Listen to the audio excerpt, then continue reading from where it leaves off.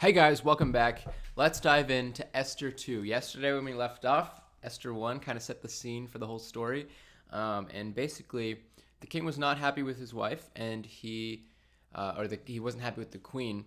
And so, to set an example for all the women in the land, he decided to make it a law that you can't disagree with your husband, basically, and now he's looking for a new queen.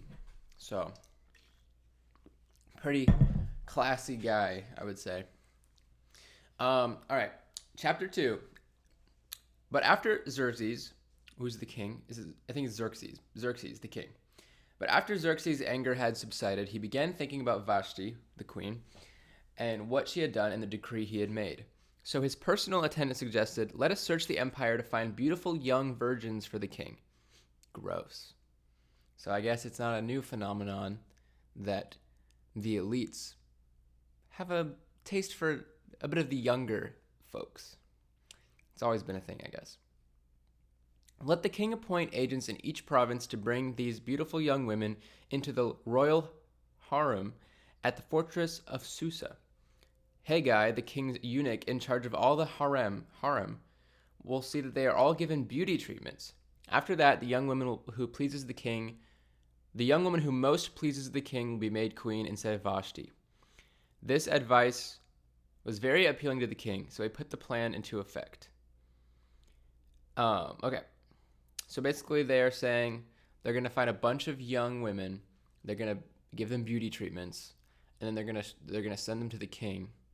I just realized my OBS is like leaked. OBS leaked. There we go. So yeah, basically, they want all the young women to come, and they want all the young women to bring themselves to the king, and he will choose who he wants to be his queen. At that time, there was a Jewish man in the fortress of Susa whose name was Mordecai, son of Jair. He was from the tribe of Benjamin and was a descendant of Kish and Shimei. His family had been among those who, with King Jehoiachin of Judah, had been exiled from Jerusalem to Babylon by King Nebuchadnezzar. So Mordecai is a big character in the story. So remember Mordecai. Biggest characters in here are King Xerxes, Esther, who has still not been introduced yet, even though the book is named after her, and Mordecai. Mordecai's a big deal in the story, so remember him.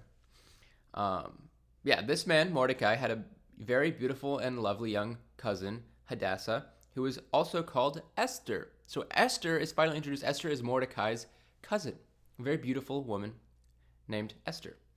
When her father and mother died, Mordecai adopted Esther into his family and raised her as his own daughter.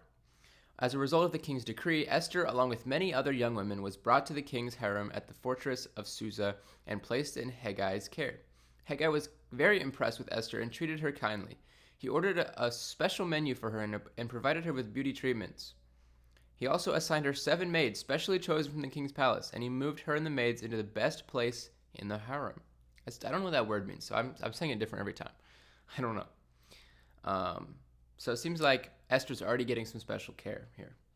Esther had not told anyone of her nationality and family background because Mordecai had directed her not to do so. Oh, because she's Jewish. I got you. I'm following. Every day, Mordecai would take a walk near the courtyard of the harem to find out about Esther and what was happening to her.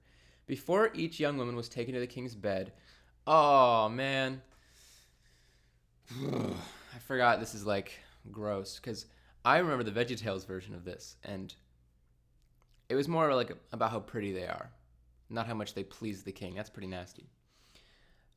She was given before each young woman was taken to the king's bed, she was given the prescribed 12 months of beauty treatments. Wow, that's a long time.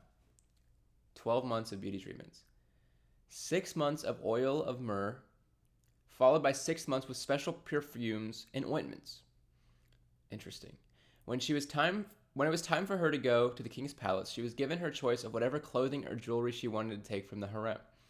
That evening, she was taken to the king's private rooms, and the next morning she was brought to the second harem. Dude, what? I'm going to have to look up what this word means. Give me 1 second. The private, segregated area of a traditional Islamic home or palace dedicated to women. Okay. So it's a private, segregated area for women, so only women are allowed to go there. Reserved for wives, female servants, and concubines. Okay. When it was time for her... Okay, we already read that.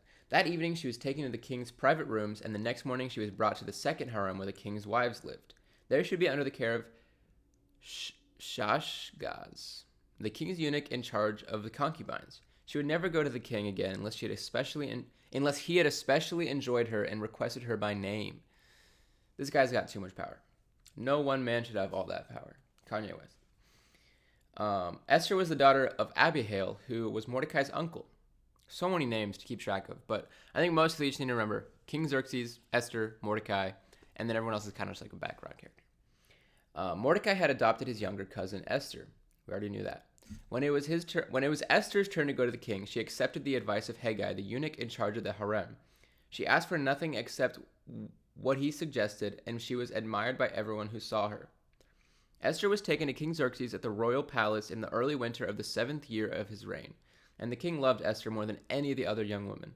He was so delighted with her that he set a royal crown on her head and declared her queen instead of Vashti. To celebrate the occasion, he gave a great banquet in Esther's honor for all his nobles and officials, declaring a public holiday for the provinces and giving generous gifts to everyone. Even after all the young women had been transferred to the second harem and Mordecai became... Even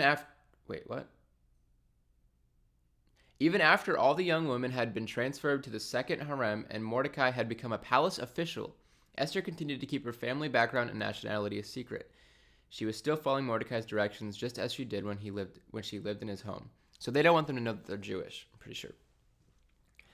And now Mordecai is a palace official, I guess because cousins, or maybe it's unrelated, I don't know.